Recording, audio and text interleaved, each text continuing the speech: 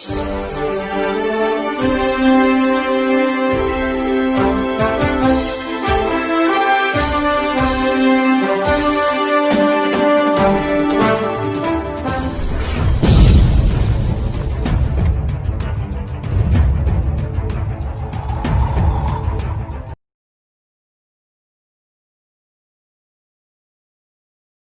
मुख्यमंत्री नीतीश कुमार ने कल एक बड़ा निर्णय लिया। बिहार में जिस तरह से आईपीएस अधिकारी और आईएएस अधिकारी को तबादले को लेकर कई महीने से अटकलें चल रही थी, लेकिन कल एडीजी बीजी मलार जो रविंद्रन शंकरन की पत्नी है, पहले भागलपुर एसपी भी रह चुके हैं, बीजी मलार जमालपुर एसआरपी भी रह चुकी है, बीजी मलार को जो है ट्रेनिंग का एडीजी बना दिया गया है। वही भट्टी आरएस भट्टी तो काफ़ी दिनों से केंद्र प्रतिनियुक्ति पर थे, उन्हें पहले एडीजी ट्रेनिंग बना दिया गया, फिर उनको प्रमोशन देते हुए बीएमपी का डीजी बना दिया गया है। एमआर नायक जो एक लंबे समय से केंद्र प्रतिनियुक्ति में तैनात थे, एमआर नायक साहब, उनको रेलवे का आईजी बना दिया गया है। काफ़ी 17 आईपीएस अधिकारियों का तबादला बिहार में किया गया है। जमुई के एसपी प्रमोद मंडल को बना दिया गया है। मैं आपको बता देना चाहता हूं कि शोभा होयतकर जो अभी केंद्र प्रतिनियुक्ति से लौटी हुई है, वह लोगों का कहना है, प्रशासनिक सूत्रों का, अधिकारियों का कहना है कि वो बिहार में रहना नहीं चाहती है, केंद्र प्रतिनियुक्ति पर वापस शोभा होयतकर लौटना चाहती है। देवघर की एसपी थी शोभा होयतकर, हैंटर वाली एसपी के रूप में जानी जाती थी। के एस अनुपम अमृतराज की पत्नी है, उन्होंने अपना योगदान दे दिया है, लेकिन अभी तक उसकी पोस्टिंग नहीं हुई है। अनुपम के बारे में कहा जाता है कि वह छुट्टी पर है। मैं आपको बता देना चाहता हूं कि बिहार केंद्र से कई आईपीएस अधिकारी बिहार लौटे हैं, जिन कुछ अधिकारियों की पोस्टिंग हो गई है और 2 महिला आईपीएस अधिकारी अभी मामला पेंडिंग रखा गया है। लेकिन मैं आपको बता देना चाहता हूं कि काफ़ी लंबे अंतराल से ये बात सुर्खियों में चल रही थी अधिकारियों का तबादला को लेकर। जैसे अभी डीएसपी का तबादला होना बाकी है, कई जिला अधिकारी, कई आईएएस रैंक के अधिकारियों का तबादला होना बाकी है, लेकिन बिहार के मुख्यमंत्री नीतीश कुमार कहीं न कहीं सीट बंटवारे को लेकर कहीं न कहीं प्रेशर में दिख रहे हैं। क्योंकि भागलपुर, जहाँ भाजपा का गढ़ ये भागलपुर माना जाता है, कि यहाँ आखिर सीट किसको मिलती है, अश्विनी चौबे के पुत्र को मिलती है या लोजपा के चिराग पासवान के द्वारा जिस तरह लगातार नीतीश कुमार पर प्रेशर बनाया जा रहा है, क्या भागलपुर की सीट लोजपा को दी जाती है? एक बड़ा मामला है, क्योंकि विधायक अजीत शर्मा 2 टर्म यहाँ से कांग्रेस के विधायक रह चुके हैं। क्योंकि मजबूत टक्कर किसी न किसी को देना पड़ेगा। अब देखना यह है कि जिस तरह शहनवाज हुसैन की टिकट काटी गई और ये अजय मंडल जदयू के उम्मीदवार को दे दी गई लोकसभा की टिकट, उसी तरह क्या भागलपुर विधानसभा की टिकट किसको मिलती है? क्योंकि भाजपा आरएसएस का गढ़ है भागलपुर। अब देखना है कि ये पूरा मामला आगे क्या जाता है। मैं भागलपुर से दीपक नौरंगी। मंगलवार का दिन है, आप देखिए विधानसभा चुनाव सर पर है। बिहार में लगातार सीट बंटवारे को लेकर गठबंधन में तानातानी की स्थिति बनी हुई है। भागलपुर विधायक के आवास पर है, काफी युवा वर्ग को लेकर कई तरह की राजनीतिक भागलपुर शहर में की जा रही है, लेकिन काफी नवयुवक भागलपुर के विधायक के आवास पर आए हुए हैं। क्यों आए हुए हैं, मैं उनसे सवाल भी करूंगा और काफी लोग मेंबर भी बन रहे हैं। आप देखिए काफी लोग मेंबर बन रहे हैं और कुछ लोगों से सवाल भी करता हूं। क्या नाम है भैया आपका? कुंदन कुमार। कुंदन जी, क्यों आप विधायक जी को पास समर्थन करने के लिए आए, मेंबर बन रहे हैं आप? इसलिए कि हमको विधायक जी में ऐसा लग रहा है कि ये समाज के कल्याण के लिए अभी सबसे बेहतर है। हाँ, क्या नाम हुआ आप? कुंदन कुमार। कहाँ के रहने वाले हैं? मुंगेर। क्या आप कांग्रेस से आप जुड़े हैं? क्या कांग्रेस की विचारधारा कैसी लग रही है आपको? मैं किसी एक विचारधारा का समर्थक नहीं है। जिस विचारधारा में अच्छे लोग और अच्छे मानने वाले हैं, विचारधारा को सही धारा में लेके जा रहे हैं, मैं उस विचारधारा को मानने वाला हूँ। मैं किसी विशेष विचारधारा का आदमी नहीं। जो विचारधारा समाज को आगे और लेके जाएंगे, मैं उस विचारधारा का समर्थन, चाहे वो कांग्रेस हो या कोई भी हो, या हमारे सर हो, गुरुजी हो, हमारे छात्र हो। तो लगता है कि भागलपुर के विधायक युवाओं के साथ जुड़कर रहेंगे, अच्छा काम करेंगे। यहाँ हैं तो सर खड़े हैं, क्यों नहीं रहेंगे सर?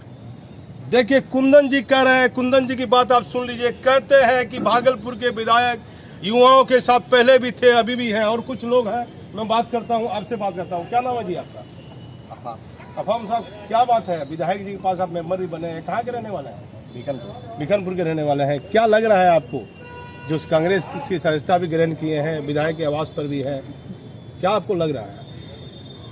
परफॉर्मेंस अच्छा देंगे तो इसलिए हम लोग खड़े हुए हैं। हाँ, इसलिए हाँ, क्योंकि और भी काफ़ी लोग हैं, काफ़ी मतलब गठबंधन की सरकार है, कई तरह की बातें हैं। क्या आप कहना चाहिए? मुझे हमें भरोसा दिलाया, इसलिए हम लोग आज खड़े हुए हैं, सारे युवा। हाँ, हमारे इसलिए इसलिए बिखनपुर घर हुआ आपका, क्या नाम बताया? अफाम। अफाम साहब। देखिए अफाम भी कह रहे हैं कि मुझे भरोसा है, मैं फिर बात करता हूँ। क्या नाम है आपका? अभिमन्यु नाम है सर। अभिमन्यु जी, क्यों आप जुड़े हैं, क्या कारण है? सर जैसा कि पहले ही बात की आपने कि विचारधारा जो सही विचारधारा है उनके साथ जुड़े रहना, समाज का कल्याण हो, हम लोग समाज के साथ बढ़े, सब लोग समाज के साथ सब लोग बढ़े, सीधा हिसाब है और हमें कुछ नहीं चाहिए। कहाँ घर हुआ अभिमन्यु जी? बुढ़ानाथ। देखिए अभिमन्यु बुढ़ानाथ का है, ये बिखनपुर से मैंने बात की थी। क्या नाम है आपका? कहाँ के रहने वाले हैं? आदमपुर के। क्यों जुड़े हैं, क्या एक लाइन बताइए। जो हमारे समाज के लिए अच्छे हों उनका सपोर्ट करना हमारे हक में बनता है। हाँ, देखिए इन्होंने कहा कि जो हमारे समाज के लिए अच्छा काम कर रहा है उनके हित में बनता है। आपसे पूछते हैं, क्या नाम हुआ आपका? मेरा नाम हुआ शिवम कुमार। शिवम कहाँ के रहने वाले? उसमें परवत्ती के रहने वाले हैं।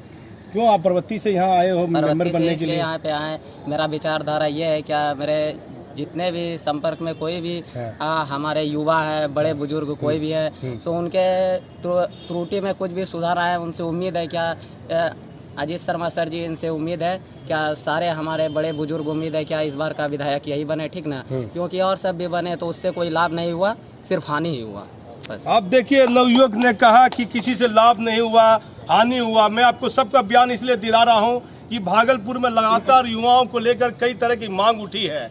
और सबसे पूछता हूँ मैं एक एक लाइन करते हुए, क्या नाम भैया आपका है? आदित्य सिंह।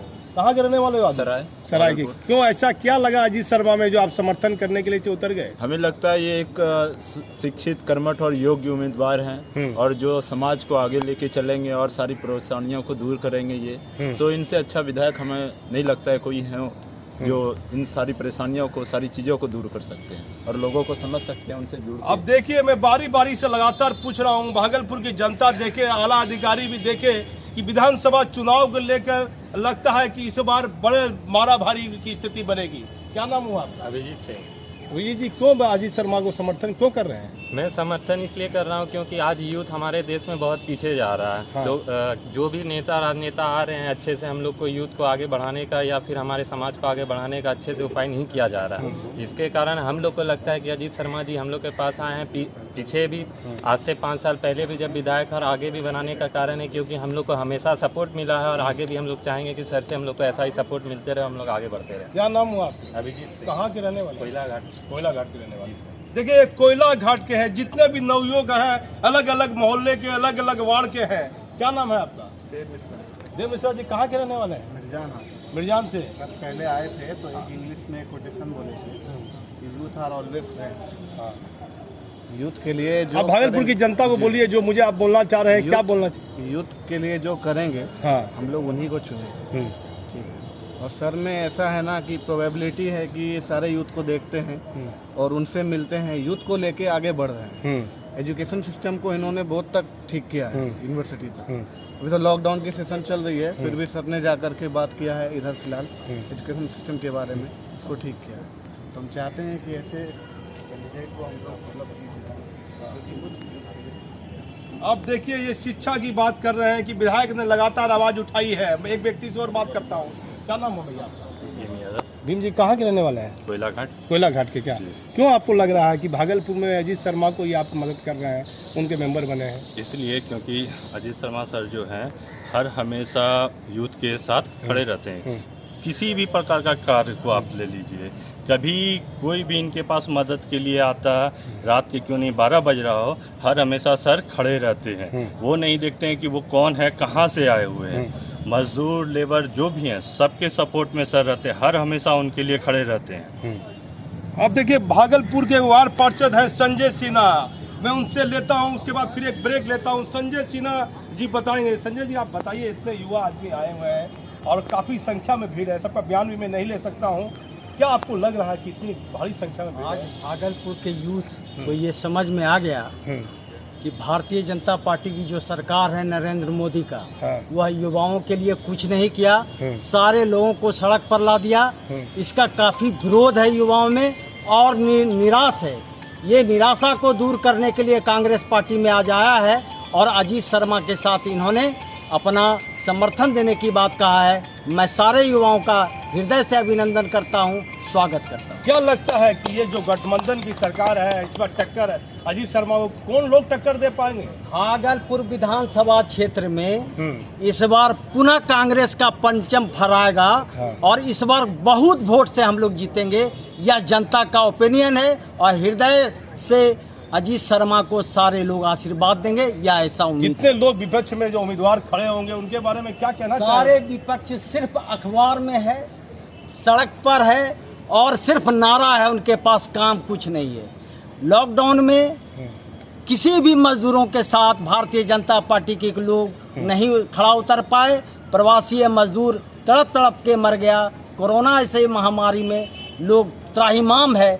सिर्फ कांग्रेस ही एक ऐसी सरकार है जो सभी जाति, सभी धर्म, सभी संप्रदाय के लोगों को साथ लेकर चलने का यही एक पार्टी में एक भावना है, जिसके साथ कांग्रेस से लोग दिन प्रतिदिन जुड़ते जा रहे हैं। देखिए, गठबंधन की सरकार है, विधायक को इस बार कौन टक्कर देगा, ये एक बड़ा सवाल अपने आप में रहेगा, क्योंकि लड़ाई कहीं ना कहीं कोई मजबूत आदमी से अजीत शर्मा की होगी, तभी चुनाव में मजा आएगा। नहीं तो लगता है कि कोई कमजोर आदमी उठा, तो जिस प्रकार से लगातार लोग बोल रहे हैं, पक्ष में उतर रहे हैं, इससे कहीं ना कहीं लगता है कि अजीत शर्मा का खेमा मजबूत दिखता है। मिट्टू जी से भी बात करूंगा, मैं एक ब्रेक लेता हूं।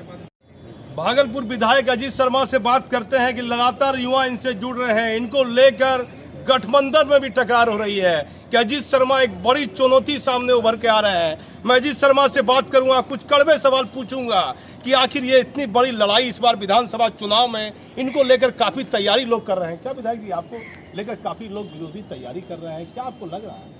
भाई, चुनाव लोकतंत्र है, सब लोग अपनी तैयारी करें, लेकिन ऐसा है कि चुनाव में जो परिणाम आता है वो जनता तय करती है। कोई विरोधी या कोई राजनीतिक पार्टी तय नहीं करता है। इसलिए ये कहना कि कोई तैयारी करे, सबको लोकतंत्र है, सबको तैयारी करने का अधिकार है। क्या कहेंगे, इतना युवा आपके आवास पर आए हुए हैं, मेंबर बन रहे हैं, काफी संख्या में भीड़ है? नहीं, लोगों को ये उम्मीद है, पहले भी जो मैं विधायक रहा हूँ, तो जो मैंने काम किया है लॉकडाउन में, जिस तरह से लोग घर में डरे हुए सिमटे थे, मैं और मेरी पत्नी जिस तरह से राशन बांटने का काम किया, और भी जो भी कभी हॉस्पिटल में किसी को जाने का, जो भी काम जनता का हुआ वो हम लोग करते रहे हैं। इसलिए जनता को उम्मीद है, और ख़ास करके युवा वर्ग बहुत नाराज़ चल रहे हैं। देखिए, अभी लॉकडाउन में लोग कुछ नहीं, सरकार काम कर रही है, बेरोजगार होते जा रहे। जो काम कर रहे थे वो अभी काम नहीं मिल रहा है, उनका भी काम जा रहा है प्राइवेट सेक्टर्स में। सरकारी नौकरी में तो पैसे मिल रहे हैं, बट प्राइवेट सेक्टर्स में नौकरियां जा रही हैं। ये सरकार बिल्कुल युवाओं पे ध्यान नहीं दे रहा है। मैंने जब आपके माध्यम से माननीय मुख्यमंत्री से आग्रह किया था कि आप फैक्ट्री लगाएं, इंडस्ट्री लगाएं, ताकि रोजगार वहाँ मिले। जो बाहर से हमारे भाई बहन काम कर रहे थे वो वापस आ गए घर, आखिर उनको काम कहाँ से मिलेगा जब तक फैक्ट्री नहीं खुलेगा। निश्चित तौर पर जो हमारे युवा भाई हैं, उनको पढ़ने लिखने के बाद उनको नौकरी चाहिए। नौकरी वो जनरेट नहीं कर रहे हैं बिहार में, इसलिए ये लोग हताश हैं। नरेंद्र मोदी जी केंद्र में प्रधानमंत्री है, वो भी नहीं कर रहे हैं, न माननीय मुख्यमंत्री जी इसकी ओर कोई ध्यान दे रहे हैं, जो युवाओं का कहना है। इसलिए ये लोग आकर्षित है, पहले भी हमको साथ दिए हैं, लेकिन कुछ नए लड़के आज मेंबरशिप के लिए आए युवा, जो हमारे घर के बच्चे हैं। मैं इनको तहे दिल से पहले धन्यवाद देता हूँ कि आपने मुझ पर विश्वास किया कि मैं ही काम आगे आपके लिए करूँगा। निश्चित तौर पर मैं उनको भरोसा देता हूँ। युवाओं के लिए रोजगार, फैक्ट्री लगाने का काम, अगला चुनाव जीतने के बाद ये मेरी प्रथम लड़ाई होगी कि युवकों को यहाँ रोजगार मिले, ताकि वो घर में ही अपनी नौकरी कर सकें और अपने परिवार को देख सकें। अब देखिए, विधायक ने बड़ी बात कही है कि युवक लगातार आ रहे हैं, उनको उम्मीदें हैं। मैं एक सवाल पूछूंगा, जो बिहार में लगातार इधर सुर्खियों में है, श्याम रजक वापस आरजेडी में चले गए, और जो आरजेडी के बड़े बड़े विधायक हैं, कुछ लोग जदयू में चले आए। क्या विधायक जी लगता है कि कहीं किसी दूसरे पार्टी से चुनाव लड़ने की बात? नहीं, ऐसा तो आपका सोचना ही गलत है। हम कांग्रेस में शब्द दिन से रहे, और पूरा भारतवर्ष जब गुलामी के जंजीरों में जकड़ा हुआ था अंग्रेजों में, कांग्रेस पार्टी के लोगों ने उसको भारत को आज़ाद कराया है। कांग्रेस पार्टी पूरे देश में, कन कन में जनता में है। समय के हिसाब से लोग को बहकावे में आ गए थे, लेकिन आपको बता दें, मैं कांग्रेस पार्टी में हूँ, कांग्रेस पार्टी का एक सिपाही हूँ, और अगर पार्टी चुनाव लड़ाएगी कांग्रेस से ही तो मैं चुनाव लड़ूंगा, दूसरे पार्टी में जाने का कोई सवाल क्या जदयू की तरफ से कोई प्रेशर आप पर बनाया जा रहा है? नहीं, प्रेशर की बात क्या है, हम प्रेशर में आने वाले, हम सिर्फ जनता के दबाव में रहते हैं। हाँ। बाद बाकी किसी नेता के दबाव में हम नहीं रहते। कांग्रेस के लिए आप रहिएगा? बिल्कुल, कांग्रेस से हैं विधायक, और कांग्रेस से ही चुनाव लड़ेंगे। अब देखिए, लगातार विधानसभा चुनाव को लेकर ये बात सामने आ रही है। विधायक दल बदल रहे हैं, लेकिन अजीत शर्मा ने कहा जीत हार अपनी जगह है। मैं कांग्रेस के लिए रहूंगा, चूंकि लगातार ये बात सामने आ रही है, लगातार पुलिस मुख्यालय के और IAS अधिकारियों में बात है कि अजीत शर्मा पर प्रेशर बनाया जा रहा है बिहार सरकार के मुख्यमंत्री के द्वारा कि ये जदयू से लड़े, जो कि उम्मीदवार कुछ दिख नहीं रहा है। लेकिन विधायक जी कहते हैं कि मैं कांग्रेस के लिए हूं, और जो त्याग किया है इन्होंने कांग्रेस के लिए, ये किसी से छिपा नहीं है। जो कांग्रेस की स्थिति थी बरसों पहले भागलपुर में दंगे के बाद जो स्थिति हुई, वह किसी से छिपी हुई नहीं है। विधायक जी क्या कहिएगा, दंगे के बाद अचानक कांग्रेस की स्थिति कभी काफी खराब हो गई थी? नहीं, देखिए, फिर मैंने कहा दंगा तो सोची समझी हुई राजनीति के तहत था, चूंकि कांग्रेस को कैसे नीचे दिखाया जाए। हाँ। उस पीछे जिंदगी में मत जाइए। अभी बच्चों को, युवतियों को, युवकों को रोजगार चाहिए। भाई हम पढ़ाई करते हैं, माँ बाप बड़ा अपना खून पसीना से पेट काट के बच्चों को पढ़ाते हैं और नौकरी नहीं मिलती। अभी सवाल है रोजगार का। अभी आप देखिए कोरोना महामारी में इलाज की क्या व्यवस्था है, कोई इलाज नहीं होता है। अभी मैंने कल आपसे कहा है कि आप शराब जो पकड़ते हैं दूसरे स्टेट से आता है, उसको आप नष्ट कर देते हैं, उसको आप उसी स्टेट में वापस करके उस पैसे को लाके आप रोजगार के डेवलप कीजिए, इंडस्ट्री लगाइए। मैंने कल भी बाइट में बोला है। निश्चित तौर पर पूरी बिहार की जनता के बच्चों को रोजगार चाहिए, काम चाहिए, जो अभी नहीं मिल रहा है। इसलिए मैं तो कांग्रेस पार्टी में जीतने के बाद युवकों के लिए रोजगार मुहैया कराने का व्यवस्था करने का प्रयास करूँ। आप तो 2 बार विधायक बन चुके हैं, तीसरी बार विधायक मान लीजिए बन जाते हैं, तो भोलानाथ की समस्या है, कोई ट्रेन राजधानी आपके जिला से नहीं है। देखिए बहुत सारे काम मैंने कराया। हाँ। जैसे कि ये विक्रमशिला समानांतर पुल, जब माननीय मुख्यमंत्री जी आए थे शबौर में, हम जाके उनसे आग्रह किए, देखे, और आज वो टेंडर के कगार पे है। जो आज चंपा नाला पुल 20 वर्षों से लंबित था, पहले कोई नहीं ध्यान देता था, उसको बनवाने का काम किया। बहुत सारे सड़कें, पानी का जो मैंने पैसे माननीय मुख्यमंत्री उसमें हम लोग सरकार में साथ थे, 600 करोड़ रुपया लाया गया है। ठीक है, काम अभी तक नहीं हुआ, ठेकेदार ने बदमाशी की है, लेकिन काम तो होना है। मैंने बोरिंग, जहाँ भी दिक्कत हुआ बोरिंग लाके माननीय मुख्यमंत्री से मैंने देने का काम किया। लेकिन निश्चित तौर पर ये भोलानाथ पुल भी सारा ऑब्जेक्शन क्लियर है, योजना विभाग में लंबित है। ये कोरोना महामारी के चलते टेंडर नहीं हो रहा है, वो टेंडर के स्टेज में है। मैंने माननीय मुख्यमंत्री से आग्रह किया हूं, पत्र के द्वारा परसों लिखा हूं, कम से कम इसको टेंडर करके शुरुआत कीजिए, क्योंकि 2-2.5 लाख आबादी दक्षिणी क्षेत्र का बहुत कष्ट में है, ये बहुत जरूरी है। फ्लाईओवर्स जो बनने हैं घंटा घर से लेकर मुस्लिम स्कूल स्टेशन होते हुए, या जवाहर टॉकीज नाथनगर से लेकर चंपा नाला पुल, जो कि जाम से निजात मिले, सारा मैंने विधानसभा में सवाल उठाया है। हो नहीं पाया चूंकि विपक्ष में है, लेकिन मुझे भरोसा है कि इस बार महागठबंधन हम लोग की सरकार बनेगी और ये सारे काम मैं कराने का काम करूँगा। राजधानी ट्रेन के बारे में कुछ कहिए कि राजधानी ट्रेन भी चलेगी। देखिए ये लोग ध्यान नहीं रहे। हवाई सेवा के लिए मैंने 12 बार विधानसभा में सवाल उठाया। यहाँ जगह कम है, लोग बोलते हैं, मंत्री जवाब दिए तो हमने कहा गौराडी में जमीन है, जमीन की कमी क्या है, आप एक्वायर करके हवाई सेवा शुरू कीजिए। जब तक हवाई सेवा शुरू नहीं होगा तब तक बड़े इंडस्ट्रीज ताकि इंडस्ट्री नहीं लगाएंगे और युवकों को रोजगार नहीं मिलेगा। चाहे बुनकर की बात कीजिए, बुनकर लोग भी आज त्राहिमाम में भूखे मर रहे हैं। ये सिल्क इंडस्ट्री पूरे विश्व में जाना जाता है। हवाई सेवा होने के बाद डायरेक्ट खरीदार आएंगे और भागलपुर की तरक्की आप देखेंगे।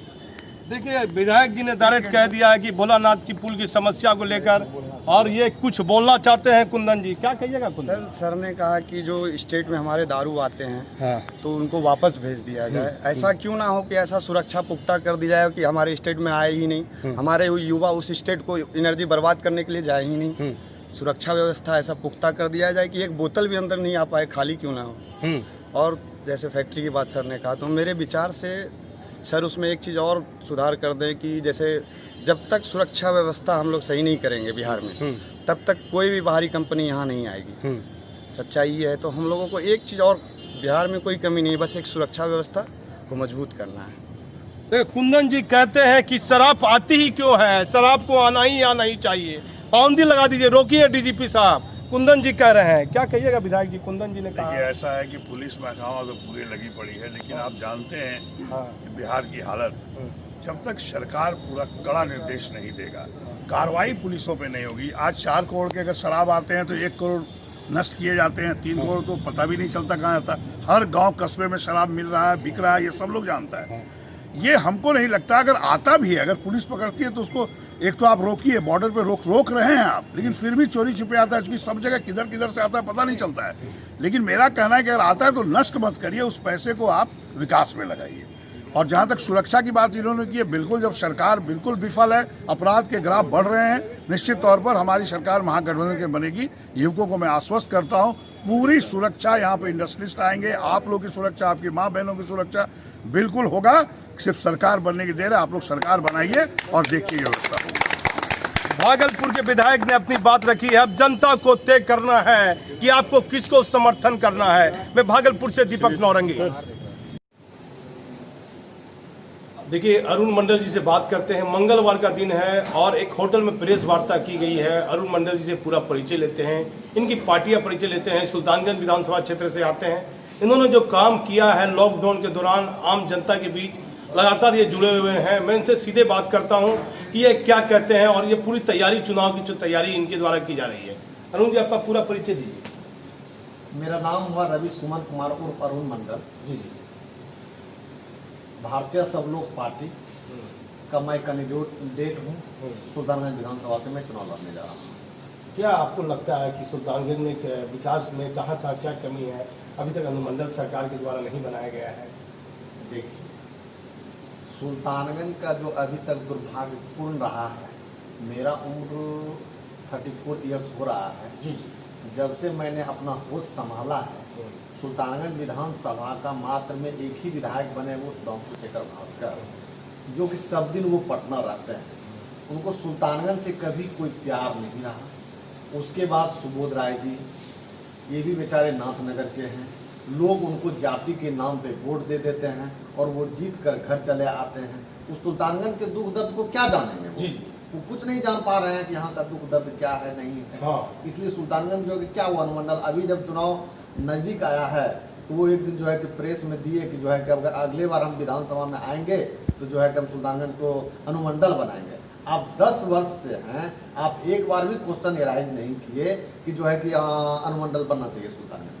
आपको क्या लगता है, बिहार में नीतीश कुमार की सरकार है, जिस तरह से शराबबंदी को लेकर लगातार सवाल उठते रहे हैं, जिस तरह श्याम रजक जो है लंबे समय तक आरजेडी में थे, फिर जदयू में गए, फिर अचानक फिर आरजेडी में चले गए, इसको लेकर आप क्या कहना चाहेंगे?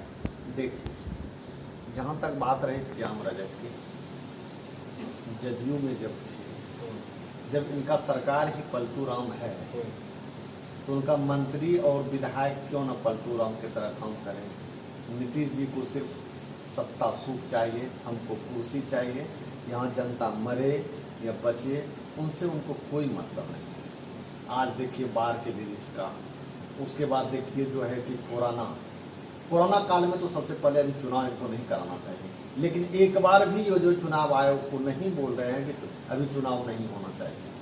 कोरोना काल इतनी विभीषिका बीमारी जो हम लोग अपने मोबाइल के माध्यम से, समाचार के माध्यम से, आप ही लोग से अथी से पटना में देखे कि एक युवक जो है कि मुंह में ऑक्सीजन लगा हुआ है और सिलेंडर अपने से लेके जा रहा है, उनको देखने वाला कोई नहीं है। जो कि उप सचिव थे, जो कि डायरेक्ट उनका मुख्यमंत्री से संपर्क रहता है, और वो जो है कि कभी रांची कभी पटना करके तरफ के मर गए।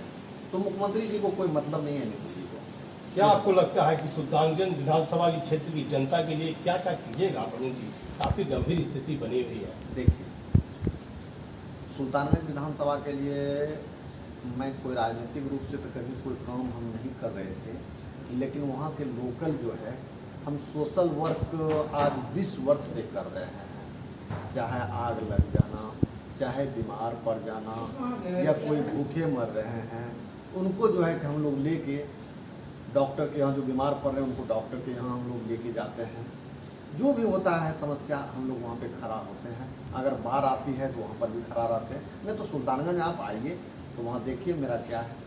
देखिए, अरुण मंडल जी से मैं लगातार बात कर रहा हूँ। मैं इनसे निजी जिंदगी के बारे में पूछता हूँ कि आखिर पढ़ाई लिखाई कहाँ से की है और क्यों राजनीतिक जीवन में प्रवेश की? क्या मंशा थी आपको अरुण जी? कहाँ से पढ़ाई लिखाई की आपने? हम जो पढ़ाई लिखाई किए हुए हैं, प्राथमिक विद्यालय कसमाबाद बच्चे में पढ़े हैं, वहाँ से तब जाके मिडिल स्कूल दुधेला में पढ़ाई की है। उसके बाद फिर हाई स्कूल दुधेला में ही। पिताजी क्या करते थे आप? मेरे पिताजी फार्मर थे, किसान थे। किसान? अब इस दुनिया में नहीं रहे। किसान के पुत्र आप हैं? जी जी जी। क्या खेती बाड़ी है आपको? जी, थोड़ा बहुत है खेती बाड़ी। खेती बाड़ी आपको है? क्या क्या किसान के लिए जिस तरह की समस्याएं हैं, बाढ़ को आप देख लीजिए, किसान प्रताड़ित है, कोरोना में किसान प्रताड़ित है, किसान के एक पुत्र हैं, क्या कहिएगा जो बिहार में किसानों को लेकर जो स्थिति है? जी। देखिए, किसान की जो स्थिति है आज नीतीश सरकार के राज में, या पूरे भारतवर्ष का कहा जाए, किसान जो है कि मर रहे हैं। आज गेहूं ले लीजिए, मक्का ले लीजिए, हम मक्का अभी हमारे घर में कम से कम हज़ारों बोरा पैक है, इसलिए कि मकई जो है कि हम लोग का 1000 रुपया कुंटल जो है पड़ जाता है उपज करने में, और आज के डेट में वो 1100 रुपया कुंटल बिक रहा है। तो वहाँ तो किसान मर रहे हैं। और हमने एक घोषणा संकल्प पत्र जो दिए हैं ना, उनमें हम दिए हैं कि किसान को जो है हम तिगुने दाम में उनका हम जो है कि अनाज खरीदेंगे। और वो बहुत आपके ऐसे ही पत्रकार हमसे क्वेश्चन किया, आप कैसे जो है कि तिगुने दाम में आप जो है कि उनका अनाज खरीदिएगा। हमने उनका जवाब दिया, एक मोटरसाइकिल बनने में 15 से 20 हज़ार रुपया लगता है, और आपकी सरकार 70 से 80 हज़ार रुपया में बेचते हैं। तो क्यों न मकई का अगर लागत है 1000 रुपया, उनको 3000 रुपया कुंटल क्यों नहीं दिया जाए? और ये सक्षम है हम लोग करने में। क्या आपको लगता है अरुण जी, जिस प्रकार से आप किसान परिवार से आते हैं, जो पूरे बिहार की स्थिति है, बाढ़ को लेकर मैंने आपसे पूछा, कोरोना को लेकर बोला, आप अपने राजनीतिक करियर में कहाँ से शुरुआत करना चाहिएगा विधानसभा क्षेत्र में? देखिए, सबसे पहले तो हम किसान के लिए ही हम लोग राजनीतिक करना चाह रहे हैं कि किसान, हम किसान के यहाँ पैदा हुए हैं, किसान को लेके हम आगे बढ़ेंगे। और मेरे पीछे सारे किसान जो है कि साथ हैं, कदम से कदम मिला के चल रहे हैं। वहाँ जो है कि सुल्तानगंज विधानसभा में इस बार जाति की राजनीतिक नहीं होगा। मेरे साथ 64% युवा जो है कि साथ हैं। देखिए, अरुण मंडल ने अच्छी बात कही। जिस तरह पूरे बिहार में राजनीतिक जाति को लेकर होती है, सभी लोग जानते हैं देश के हर कोने में बिहार में किस तरह की, जो लालू की सरकार थी, नीतीश कुमार की सरकार है, कहीं ना कहीं जाति तो आगे आ जाती है। अरुण मंडल ने एक अच्छी बात कही है कि जाति मेरे मामले में मायने नहीं रखती है, हर जाति को लोग को मैं लेकर चलूँगा। मैं अरुण जी आपसे अंतिम क्वेश्चन पूछता हूँ कि क्या आपको लगता है कि भागलपुर में कोरोना की जाँच को लेकर काफ़ी लापरवाही की गई, और सुल्तानगंज की आम जनता को आप क्या संदेश दीजिएगा? आप यदि जीत कर आते हैं तो क्या कीजिएगा भावी जनता के लिए? देखिए, सबसे पहले अगर हम जीत कर आएंगे तो डॉक्टर लाइन जितने भी हैं उनमें सुधार यथासंभव जल्द से जल्द हम कराएंगे। और ये कोरोना जांच जितना ज़्यादा से ज़्यादा होगा हम करवाएंगे। प्रत्येक घर घर जाके हम जांच करवाएंगे। नीतीश जी तो कितना कर रहे हैं, यहाँ जो है कि 200, 300, 400 जो है कि कर रहे हैं पर डे। इतना हमारा भागलपुर ज़िला है, भागलपुर ज़िला में हमको लगता है कि आबादी कम से कम 18 से 20 लाख है जी। और जांच क्या हो रहा है 300, 400, 500। ये कितना लगता है कि 2, 4, 5 साल में सिर्फ भागलपुर जिला में जांच होते होते तब तक कितना लोग जो है कि अपना जान दे चुके हैं। कितने के शरीर में कोरोना आ रहे हैं और जा रहे हैं। ये सब तो खाली जो है कि सब झूठा वादा कर रहे हैं। अभी यहाँ से जाइएगा, क्या तैयारी कीजिएगा? विधान तो सुल्तानगंज विधानसभा जा रहे हैं। जी जी जी, काफ़ी अब तैयारी आपकी है, क्या क्या तैयारी है?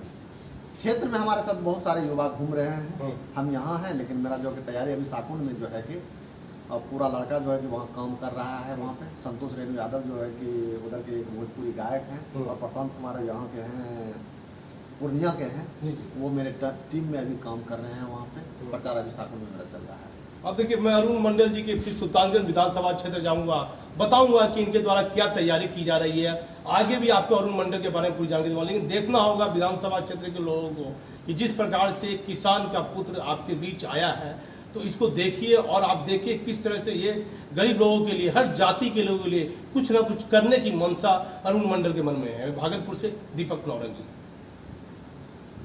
का दिन है बेचेरी पूजा, कि बिहार में जिसका पर्व माना जाता है बेचेरी पूजा, जो कि लॉकडाउन है, लगातार सरकार के द्वारा नियम और कानून बांध दिए गए हैं, लेकिन धर्म की आस्था का ये पर्व है बेचेरी पूजा। आप देखिए, मैं कचहरी चौक पर हूँ इस समय। आप देखिए किस तरह से भगवान माँ बिसेरी की पूजा के लोग अपने अपने तरह से आराधना करते हैं, पूजा करते हैं, लोगों की आस्था है। लेकिन लोग लॉकडाउन का पालन भी लोगों ने किया है, और लेकिन ये आस्था का पर्व है, इसमें काफी लोग ने मुक्ति नहीं लगाई है। और आप देख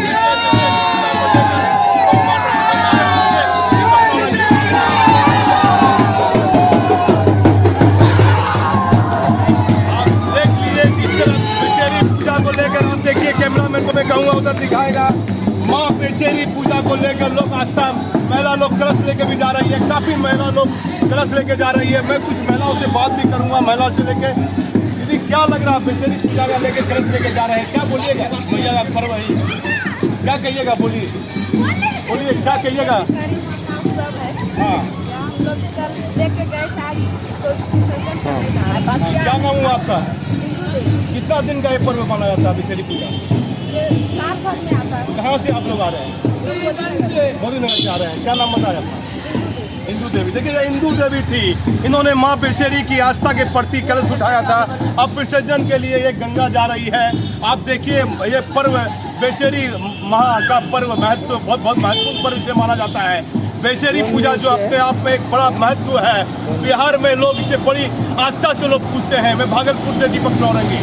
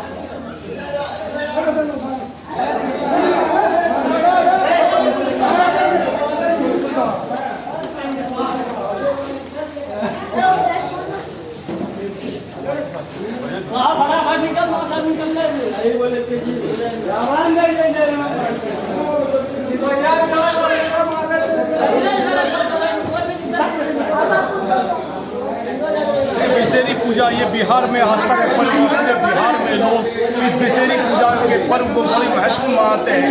इस बार लॉकडाउन के कारण मूर्ति नहीं बैठ पाई है। और मैं आपको ये बता देना चाहता हूँ कि जिस तरह देखिए कि माँ बेचेरी पूजा के स्थान को लोग महिलाएं जा रही है, गंगा में जा रही है।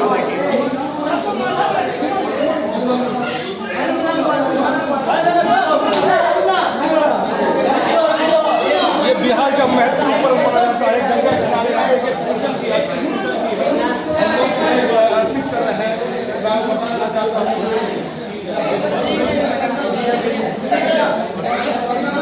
विसर्जन करेंगे माँ बेचेरी की अभी पूजा ये भी हुई है। मैं आपको बता देना चाहता हूँ कि बिहार में जिस तरह लॉकडाउन की तिथि बढ़ी थी, फिर 6 सितंबर तिथि हो गई है।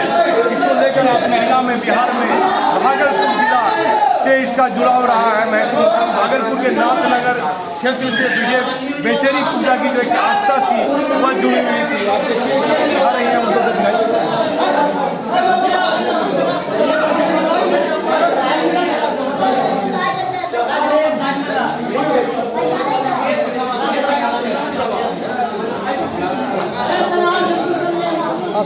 बिहार में जिस तरह से बेचेरी की पूजा होती है, मैं पूछता हूँ बाबा से कि ये बेचेरी की पूजा की आस्था का जुड़ा हुआ पर्व है, काफ़ी भीड़ है, और क्या कहेंगे बेचेरी पूजा में?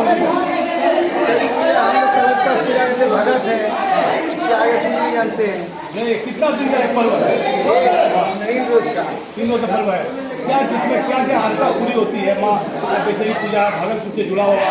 भागलपुर से जुड़ा हुआ बेचेरी का मंत्र है। हम लोग स्नान करके जाते हैं, स्नान करके जाके हम लोग खीर बनाते हैं।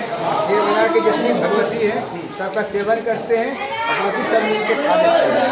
सभी लोग उपवास करते हैं।